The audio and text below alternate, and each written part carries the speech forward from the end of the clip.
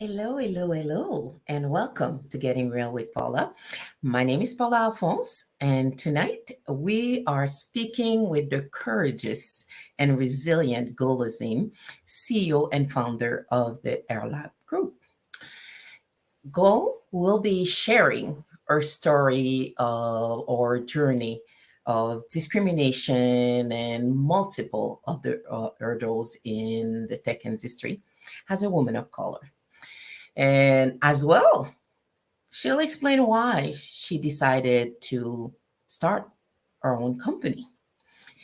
So, we'll talk about bouncing back, resilience, leadership, and giving back to the community.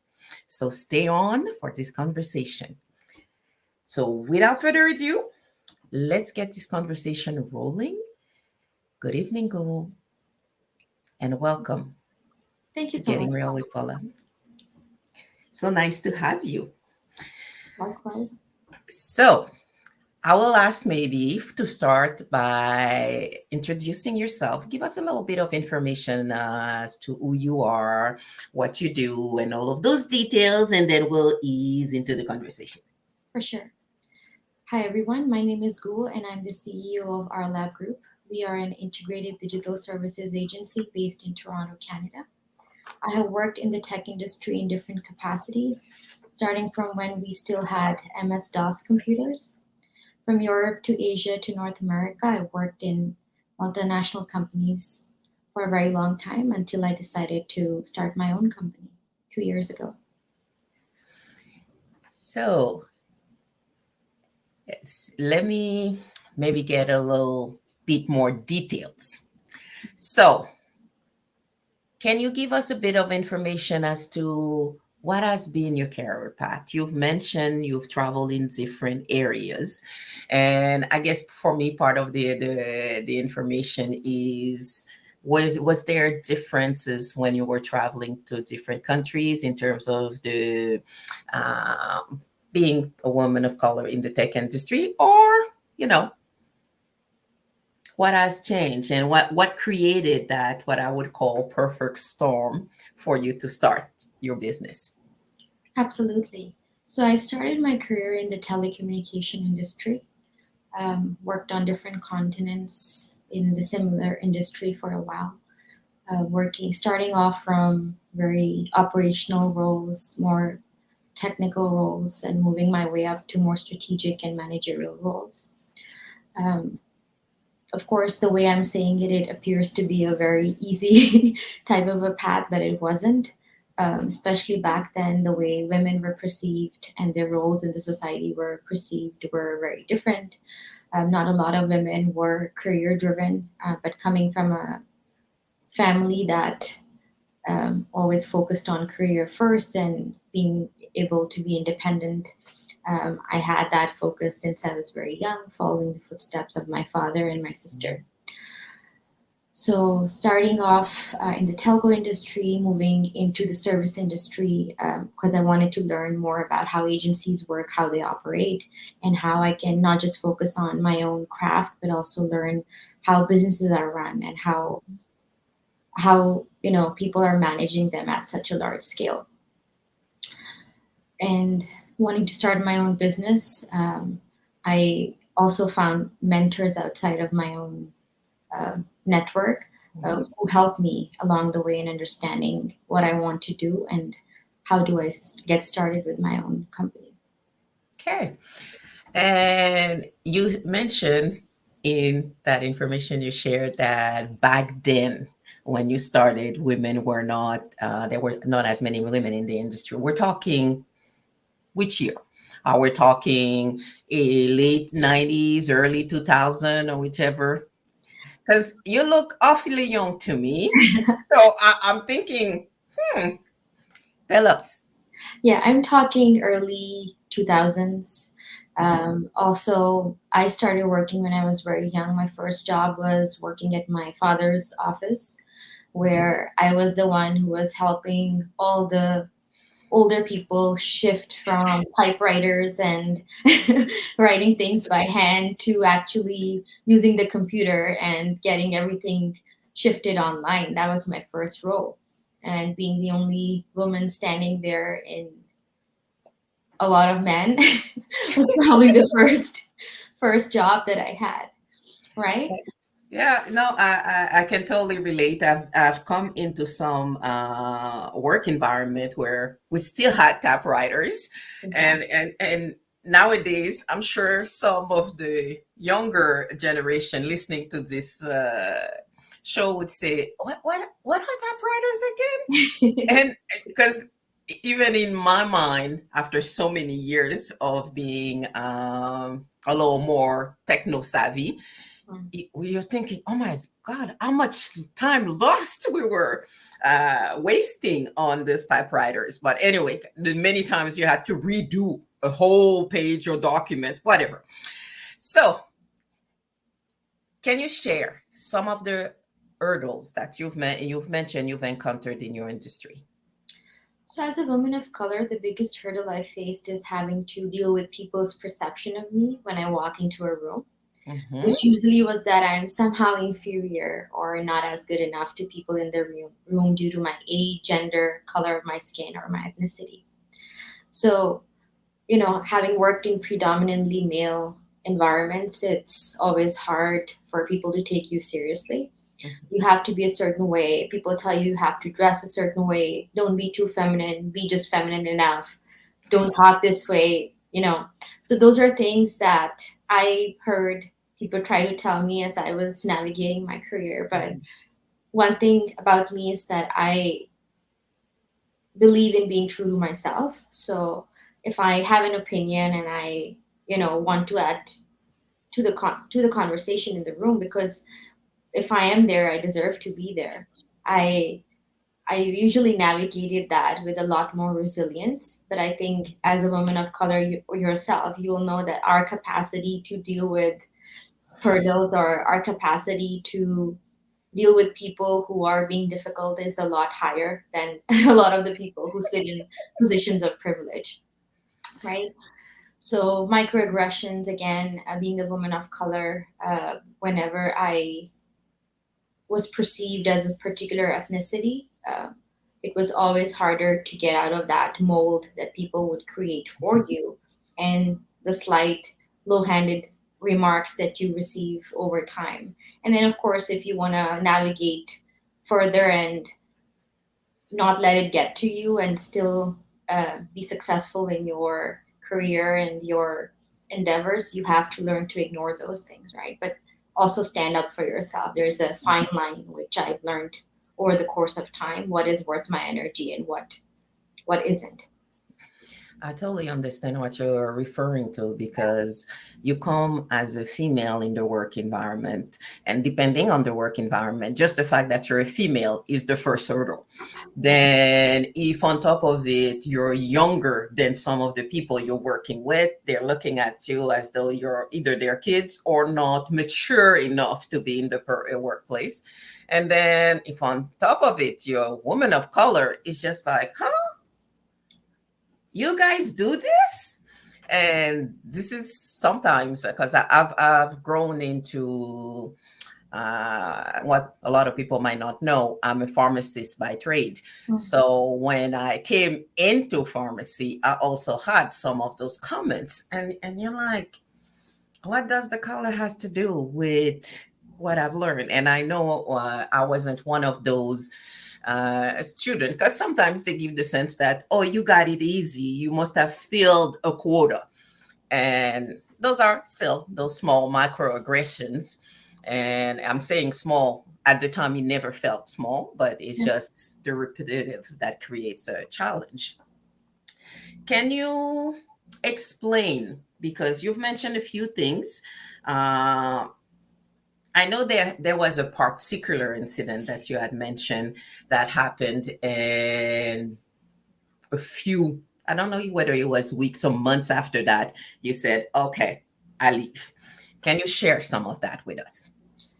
Absolutely. So I have been in environments where I don't want to get too specific, keep it light, but I've been in environments where I've worked and I've given the company more than I needed to, a lot of it came out of the overachiever side of any woman of color, you know, where we feel like we have to prove ourselves or do more to be perceived as we are capable of something compared to our peers who may or may not need to do that much work or Mhm. may not need to do that much, uh, you know, may not need to be perceived that way, the way Mhm. we want to be perceived, right? Because they enter a room and they already are perceived as the best, or they have the talent, irrespective of whether they do or not.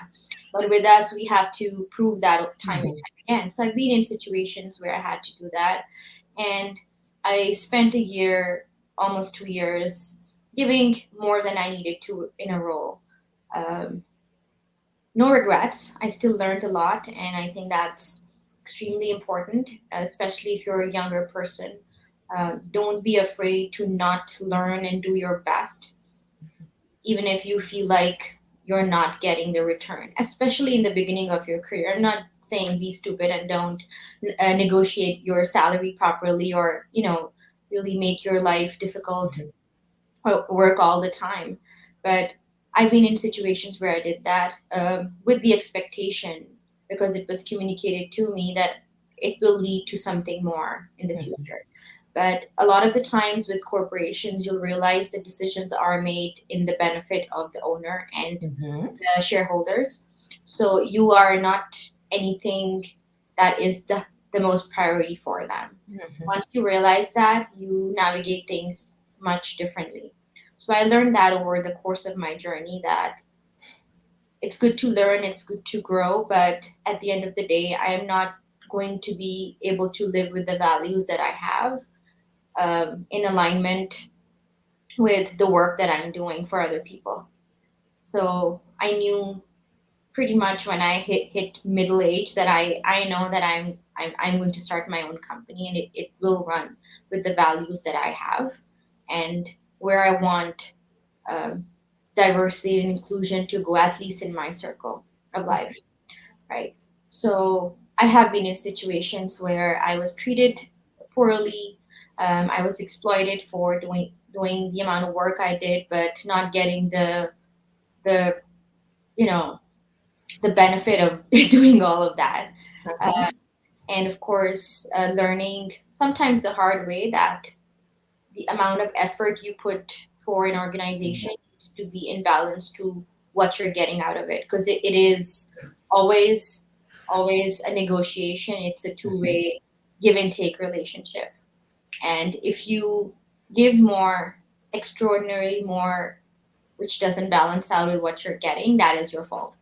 So having learned that has been really good for me in terms of how to navigate the career. Now the mental health aspect of it, where you're treated differently because Mhm. you're made to work more compared to your peers who are Yeah. not people of color, um, being forced to think that you're not good enough, even though your performance review says otherwise, um, has its mental toll and mental effects. But one thing that I probably learned from my family is nothing will break me, and I will always be resilient and I'll move on. So that's something that I worked on internally, and whoever I mentor now and the team that I work with, it is one of the key focus point for us to treat each other with respect, dignity, and Mhm.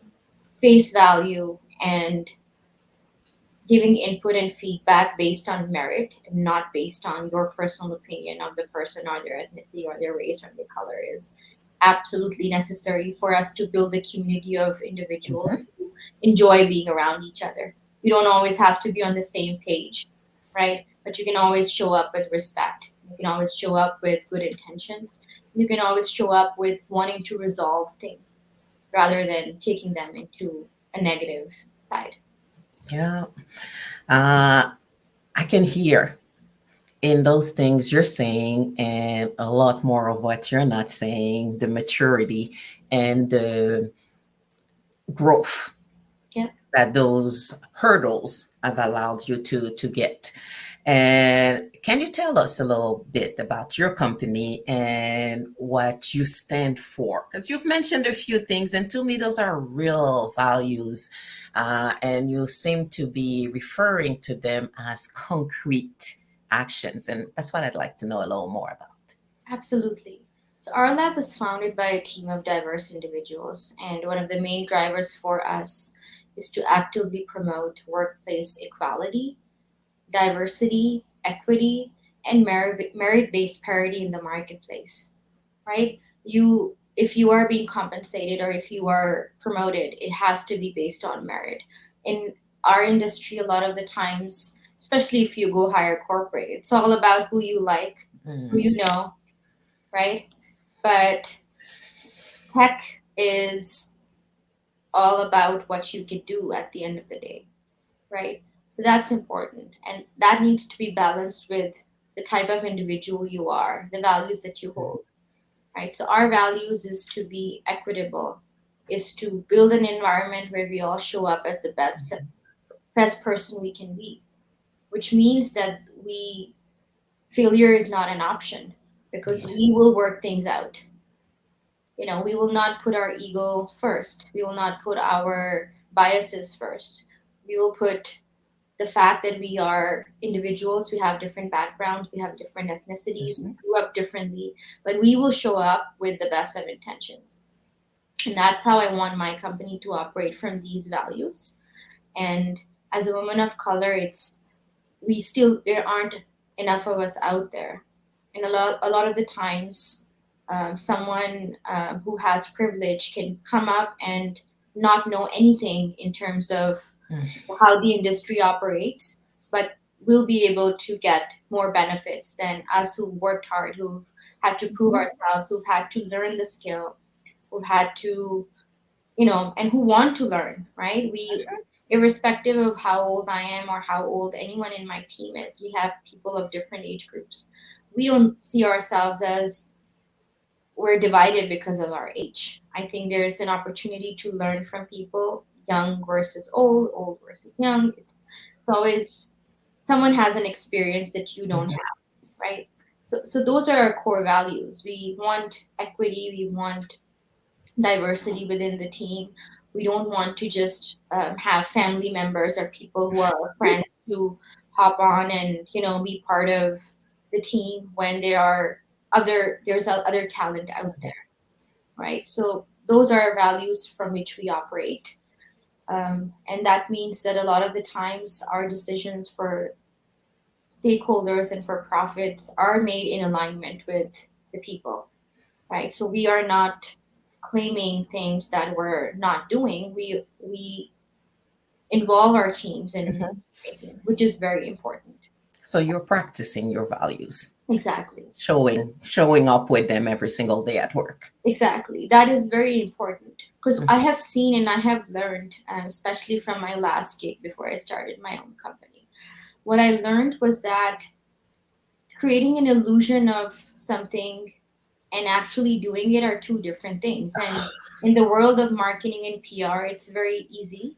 And I've worked in the marketing, social media industry to know how easy it is to create a persona of something that you want to be perceived, Mhm. that you're not, right? A lot of people will say we practice leadership, we can work with everyone, but I have seen an environment where people are not doing that, and a lot of the decisions made for the company are to make them comfortable in who they are rather Mhm. than really be challenged, uh, actually having to grow, actually having to practice leadership, right? So, and a lot of the people in the industry don't like to work in certain environments because of that lack of leadership, because we can portray whatever we want to portray in the world, but your turnover with people, how successfully you've managed the company over time, it shows over time.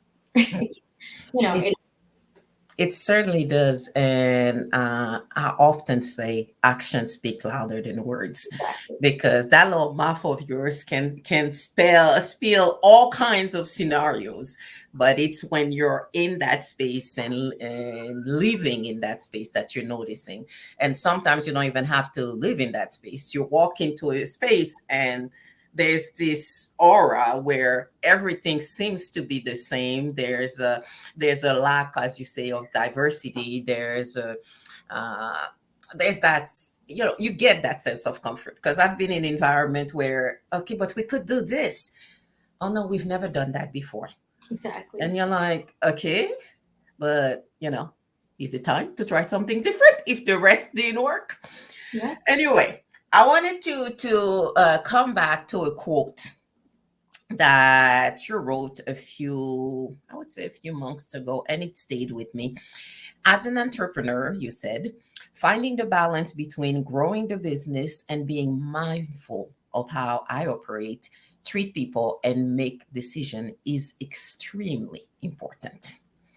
Can you elaborate on that and maybe share with us some of the hardest lesson you have learned in terms of career, entrepreneur, and managing other people? Absolutely. So, having the ability to compartmentalize your attention, keeping your humanity intact as you make decisions for the profits of the company, um, and working on my mental state so the decisions that I make are not just beneficial for the company as a whole, but also for the individuals behind it. That has been extremely challenging and rewarding because you're not now working for someone else. So you are responsible. Mhm. Having to take that type of responsibility and accountability is not for everyone, right? You don't have a back door. You can't Yeah. stand there and say, this person is to blame. If things go south, it is you who is to blame, and you need to take full responsibility and accountability. Accountability. Hmm. So that is something that I have been extremely mindful of. And I have to say, more so, my learning curve was not that high because I worked with a lot of my mentors early on, which really gave me an idea of the challenges that they had. And I'm a big believer of learning from other people's mistakes. You don't need Hmm. to repeat them every time. So, building those leadership skills, having the ability to zoom out, even though it's Hmm. having a business is like your child and you want to have it perfect, be involved in everything, that is not doable for one person. Hmm. And taking the time to zoom out, look at the bigger picture, get more strategic, get yourself out of the operational weeds, trusting people to do their job, Hmm. communicating your needs and your expectations, and then walking away and letting them do the thing, making the mistakes, building a safe space for them to come to you if they need any support, Hmm. if they've made any mistake. Those are things that you have to learn as a leader, as you are your own option, right? There's nothing else, no one else you're leaning on to. But on top of that, a lot of other skill sets that you need to have, which may not be needed if you're working for someone else. It's not just leadership, it's your ability to go sell, it's your ability to communicate, it's your ability to build relationships. Hmm. So, those are things that have been challenging for me in a way that that's a lot to do, that's a lot to take in. It requires a lot of your time. When you're working for yourself, it's not a 9 to 5 job. It's a job that you have to do all the time sometimes. So it's a commitment. So it's not for everyone, I get it, but for me, like being career driven and wanting to make an impact and really build, not just claim but build a team that is Hmm. diverse, that has the core values of showing up for each other in a community irrespective of our differences. I think it's worth it, putting in the time, putting in the Yeah. effort. Thank you. Thank you for that. There's so many things you've mentioned that to me are key in terms of leadership. What I'm hearing the most, besides respect and paying attention to people, is really integrity. Yep. And integrity in the way that I behave, and integrity in what I expect of others. And at the same time, recognizing that if things don't go according to plan, it's not just a one-way street. Yeah, It's a two-way street. There's the part where we have to check ourselves and validate, did I miss something? But then you at the same time you want to leave room for those people to grow. Because otherwise, what's the point of hiring people who have a skill set, and not be able to let them do what they need to do in terms of their work? exactly. Yeah. Um, how is that lesson influencing you today as a person, but also as an entrepreneur? And I'm thinking about, you mentioned mental health, and also in our conversation, you mentioned giving back to the community. How is that showing up for you?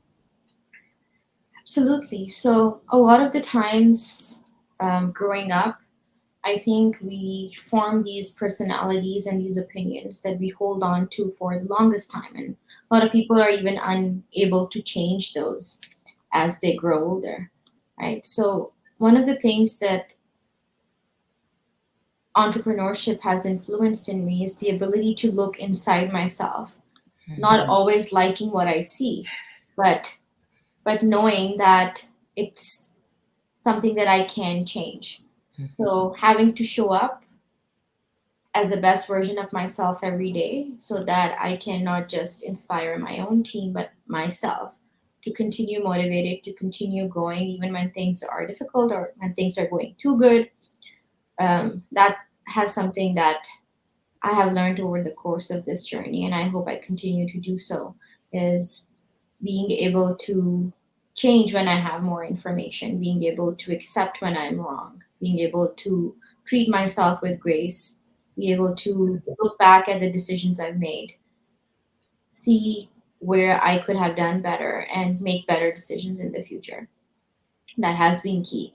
And that cuts across everything. It cuts across your personal life and how you navigate yourself and how you show up for others, how you run the business. If you're not in a good place mentally, you're not going to do well. mhm. So that means that now I take more care of my health. I work out daily. Um, I will find an hour, even if I have the busiest of days, to take care of myself. Because if I'm not doing those things, I'm not the best version of myself, and then I'm not bringing my A game to the table. And when I'm not doing that, it's hard to accept um, or expect other people to do the same for you. And I Right? love what you're saying, because part of it is about role modeling, those values that are important to you, but also appreciating that if I speak a certain language, but I behave differently, then, other people will do the same. So, in order to have integrity in an organization, we have to be able to have that two-way street conversation. You are doing something, and I'm just going a little on the side again. You are doing something in your business that I thought was amazing the first time you mentioned it, and it is about your hours of operation. So I'll let you stretch on that. For sure. So we have 4 day work weeks. We create our own schedules. Every individual, they are communicated what their KPIs are, what their deliverables are for the month. We work on it together to set those goals and those milestones. And then making your own schedule, having a 4 day work week, taking the rest of the days off to spend time with your family, to rest, to rejuvenate is how we've been operating for at least a couple months now. And that has been extremely beneficial, not just on an individual level, but also on a business level, because people aren't exhausted. They're they have the time to think about things. They're bringing more creativity on the table. They're more happy about coming to work. And Yeah. within the system that we operate, which is capitalism, it's we can't live without working anymore, right? Families need to work, parents, they need to work. But making that experience better for ourselves and for our clients is absolutely important for us. So I asked my team, like, would a 4-day week work for you in terms of your achieving what you need to do? And they're like, that would be great for us. Let's test it out. We tested it, we loved it. I personally don't work Mondays so much. Other people would take Fridays off and work the other 4 days. As long as they're meeting those goals, they're not Mhm. letting their team or their clients down, which is one of our other core values, and we follow that completely here. We also make room for rest, and that has been really good in terms of us feeling good about our roles and coming in and wanting to do better and having much more creativity, and that's important in wanting to work in it for a company long term, right? If you're pulling 12 hours, and I used to do that, and I Mhm. still love those times when I was young enough to spend 12 hours, working. But if you really look at it from um, a give and take lens, like we don't need to burn out or exhaust ourselves Mhm. for something that's not giving us that type of a return, right? So really the way we operate is make time for yourself, make room, give your best, which means that work smarter, not harder. Mhm. And that's very important. I love it. And it's really when we're looking at the pandemic and all the lessons we've learned through the pandemic about working remotely, as well as the hybrid type of work, we realize there are other choices we can make. And as an employer, allowing your employees to actually figure out the schedule that works for them. And it's scheduled both in a sense of daily schedule, but also in a sense of how do I manage those hours that I'm in the office? Yes. To me, is a respect of their individual needs, but also a respect of their ability to manage their work as adults. Yes. Because, if I have to manage, because most adults in the work environment manage their own life on top of the work you give them. Yeah. So by giving them that sense of you're an adult, figure it out as long as you meet blah blah blah, to me is showing not only trust but also respect for the others and their realities as it is. We'll switch a little bit here. I'm Absolutely. gonna ask you about boundaries. Those who know me know that I'm all about boundaries, and you've touched a few things that gives me that sense that maybe we could also connect here. What are some of the things that you've implemented in your personal or professional life that has created the most growth space for you? Absolutely. I think coming from um, the backgrounds that we do as people of color, the first thing is people pleasing. Took me a very long time to learn to put my needs above other people, and it was important, not just from a career standpoint, also personal life standpoint. Because if you are a career-driven person and you want to people please, that's gonna take all types of toll on you.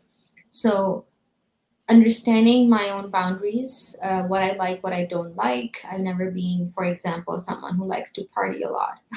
I rather sit home, read a book, or volunteer, or do something more productive or constructive with my time. Mhm. So setting those boundaries with friends when I was younger was important. Where I have certain ambitions I want to work on, and the time that I want to spend with you has to be more quality, right? So now, probably younger kids are going to say I'm boring, but that's all right.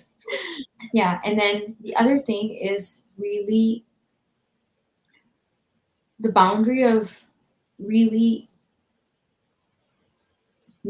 getting people to respect you and treat you as a person, even when they perceive you as different, or they like, if you're facing microaggressions, if you're facing discrimination as a woman or as a woman of color, it's very important to learn to stand up for yourself. Mhm.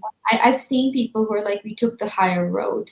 And in my perspective, the higher road is to stand there and address those things Mhm. and to face those things head on. Because when you do that, you create, it's better for the next person.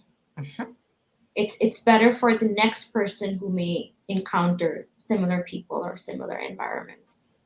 So for me, the high road is to give yourself the respect to stand there and address those things. And it's very hard sometimes to, especially when you're in a work environment. I was in an environment where I was being treated with discrimination. um, I was asked to hand off my role and my responsibilities and my knowledge to a person who I know they wanted to replace me because they were related to the owner of that company. So being able to stand up for myself and not get walked all over was, it Mhm. was courageous. And I spoke with a lot of my mentors. I wanted to make sure that I'm doing the right thing, even though I knew I was. Mhm. But that's one of my mentors told me, is that you standing up right now is going to make it much easier for the next person. They try to do the same thing too. It's a lesson. Mm. Yeah, You it is. It is. And what I want to come back to on this one is we have, as you mentioned earlier, you have to think about the larger picture, as you say, zoom out. But then you also want to do, as you said, have the courage to stand for yourself. So for me, being told that it's going to be easier for someone else is just like, okay, so I get all the punches, but someone else gets it too. So there's a part of you that also needs to feel that I've won something. So that's where you stand up. It doesn't mean you do it that very first time, because you might not be sure what's really happening. know, But as soon as you notice a pattern, this is where you stand up for yourself, because that helps you to grow, not only grow, but also not fall prey to that those microaggression and start doubting yourself and your absolutely. potential. So it's really important. Yeah. Yeah, standing up for yourself, speaking up for yourself is setting a boundary, right? Yeah.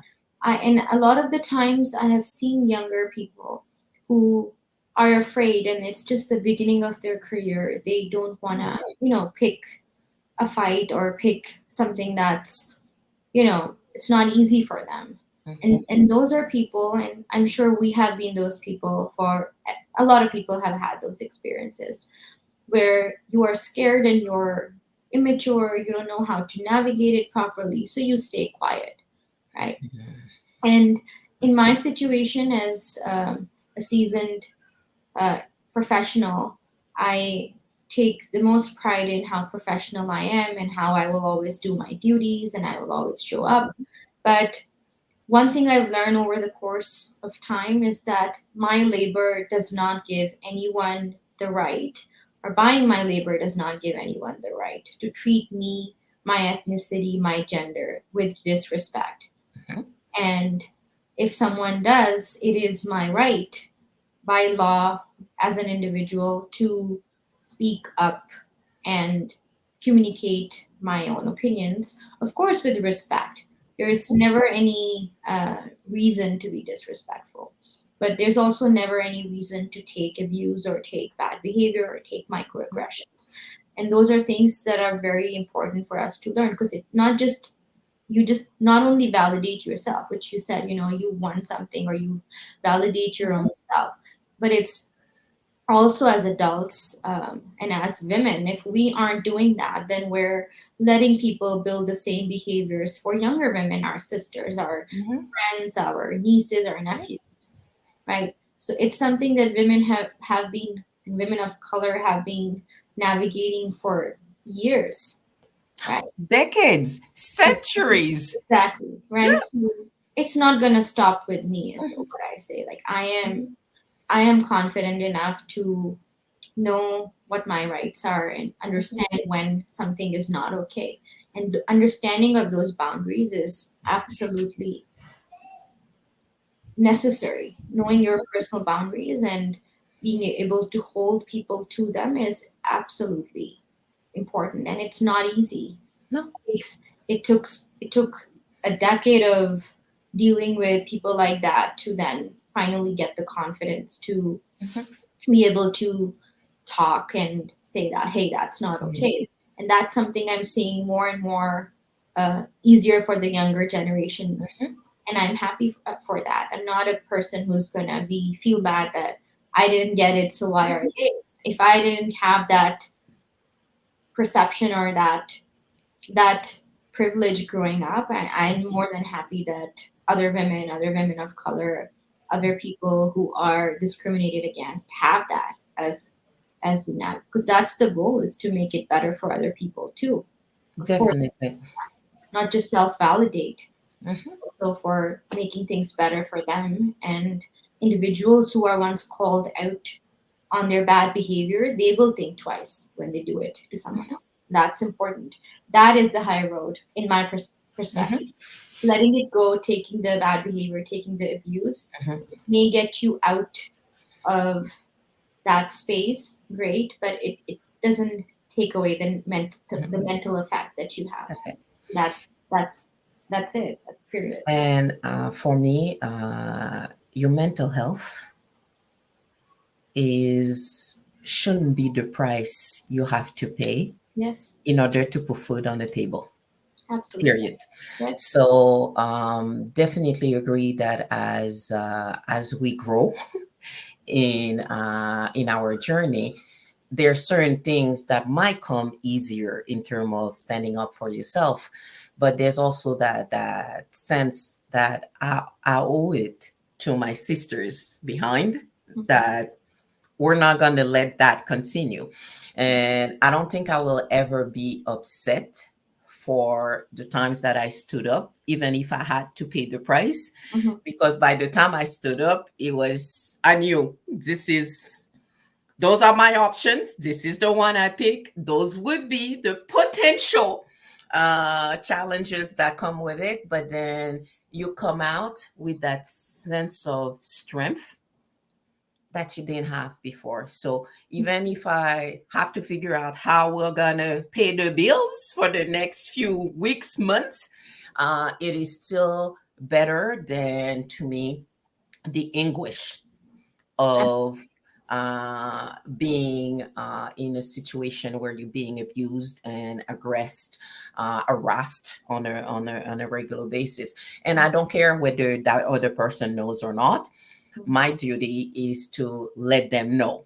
Once I told them, and this is where I go full bush on people, which is three strikes and you're out. I Yes. tell you a first time. Yeah. The second time, I'm just gonna assume you didn't remember. The third time, this is it. That door is closed.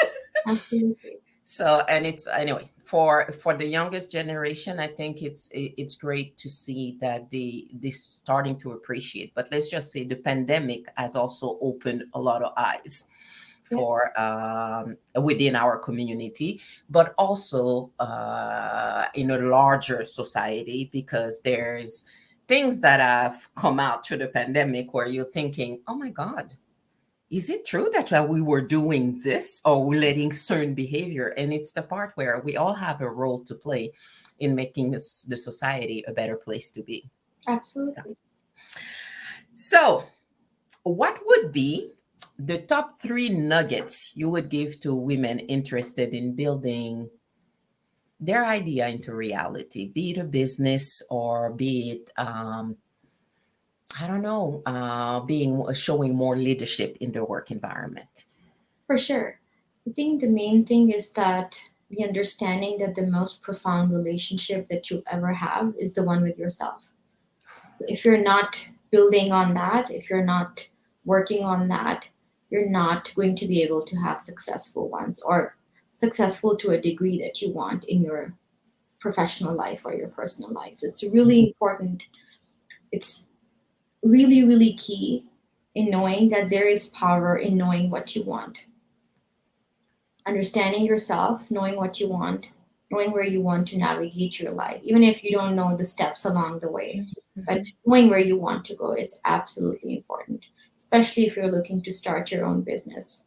If you can't envision where you are in the next decade or next even two Mm-hmm. years or a year, you're not working towards anything, right? So setting that vision up for yourself, knowing where you want to go, and then enjoying the present and the little steps you take towards it is absolutely important. Mm-hmm. Balance that vision and that goal that you have with enjoying the present, taking the small baby steps towards that goal, and you're already there.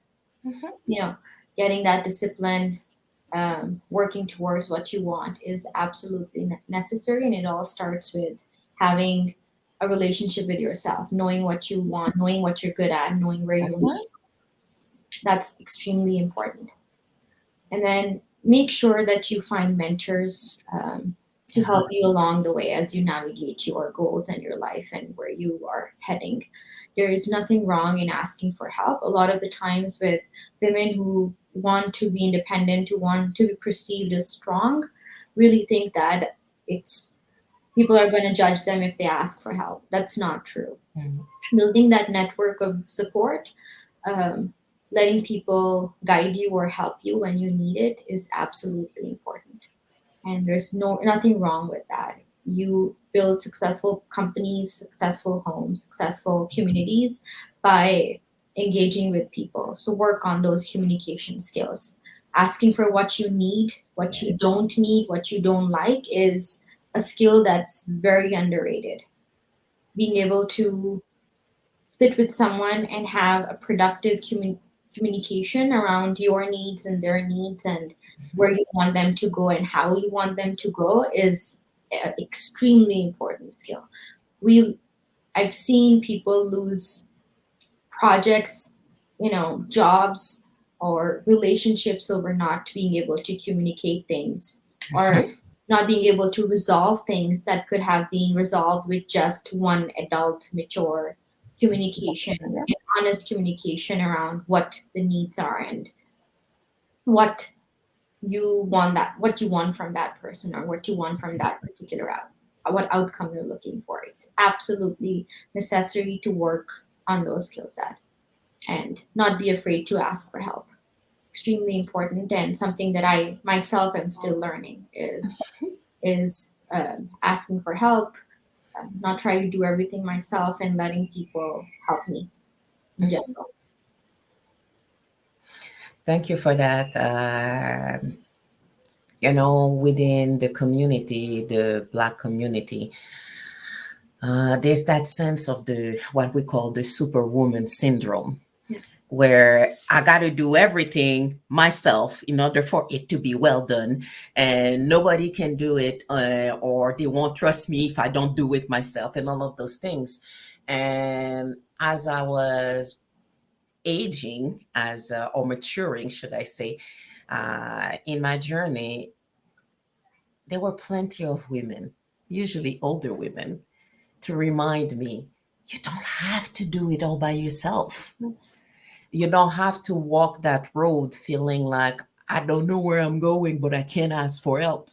And this is the part where, as you move through your journey, it's recognizing that there is a sisterhood, there is a support system, and that's the beauty of generations, because someone out there that it might be in your circle already has already gone through some of what you're going through. exactly. So why reinvent the wheel? You could at least get some of the, as you say, I don't have to make all the mistakes. I can hear and learn from somebody else's wisdom that will guide me and make that path a little easier for me. Yes, So I'm really conscious of time. So I have maybe one or two more questions I want to ask.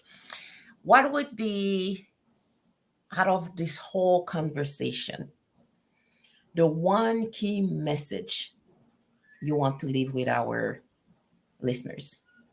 for sure. Be kind to yourself and other people and don't forget to treat yourself with grace. we've had a tough couple years as a collective, and we're just learning and figuring out how that's affecting us in different communities. So it's really the time where we, as a collective, are conscious of how we are treating ourselves and others. Just be kind. And the most important thing that I've learned is that we can all still have the same vision, which is a good future for our families, for our communities, for our countries, even if we have a lot of differences in how we are, how we look, and how we perceive things. There is one thing that can always unite us as a whole is wanting a better future for all of us. And if we can focus on that and not on the small things that, Mhm. create differences between us, we'll go really far as a species. A lot farther than we ever anticipated, and that's the part for me. Uh, the journey is about moving forward. The Yeah, journey is not about running around in circles and trying to figure out everything yourself. So it's this part: how do we as a society evolve and learn?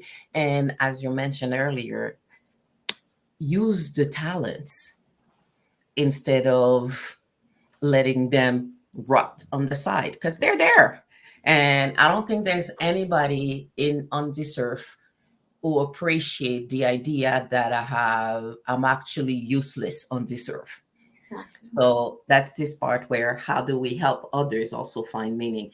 And I love most of what you said, if not all of what you said, from the perspective of you being in a leadership position and choosing to do things differently, Absolutely. choosing to show up in that environment in a way where, because I hear you talk and I suspect you're one of those mentors to your employees.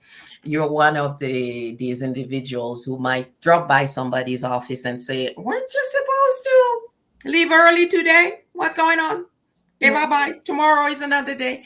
And Mhm. that's important because sometimes we get so taken in, especially when we're career driven, into meeting a goal that we forget that bigger picture. And being a leader, able to not only see the micro level, but the macro level makes a whole difference in terms of leading your people. Absolutely. And this is something that I always focus on is that a community is made up of individuals as well. So there are individual needs and then there are collective needs, right? So a lot of the times in capitalist environments and corporations, the need for shareholders is the key need, or the need of the CEO is the key Mhm. need. But then you have a whole burning house below you, right? So, so if you truly are building a community, you are allowing for the needs of the individuals to be fulfilled along with needs of the collective or the needs of the business. And having that micro and macro focus, as you said, is absolutely important from all types of leaderships in all areas of life. And I'm also certain that it is great for retention and the Absolutely. retention of talents, not just retention because I'm in my comfort zone and I don't want to change, but retention from the perspective that I am in an environment that allows me to flourish Exactly. and give back some of those gifts and talents that I have and apply it in such a way that I keep growing. Because there's nothing, at least for me, there was nothing worse than being bored at work. It's like cutting my Right. my wrist open. It's like, no, gotta find something. So how can people get in contact with you and hear maybe a little more about you or your company? For sure. You can find us on our website, www.rlabgroup.ca. And you can Mhm. also connect with me on LinkedIn. My handle is Gül Azeem. Okay. Well, So thank you, thank you, thank you. It has been a wonderful conversation. Thank you for sharing your journey, your wisdom, as well as your leadership. And looking forward to seeing a lot more of what you do in the future. Thank you so much for having me. I really appreciate it. Right?